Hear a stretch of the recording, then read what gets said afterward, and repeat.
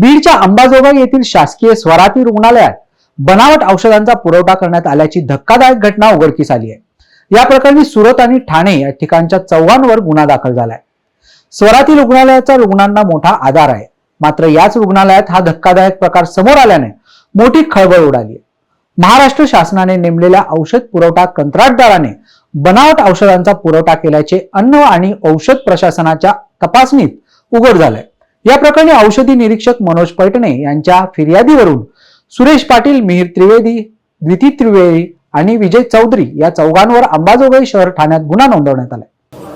सदरील स्वामी रामानंद तीर्थ जे हॉस्पिटल आहे त्याच्यामध्ये फूड अँड ड्रग्स अन्न भेसळ विभागातर्फे काही मेडिसिन्सचे नमुने रूटीन नमुने घेण्यात आले होते।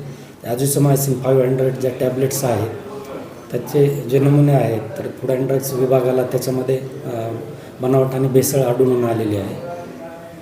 त्यामुळे फूड अँड ड्रग्स विभागातर्फे मनोज भानुदास पैठणे यांनी सरकारतर्फे फिर्याद दिलेली आहे।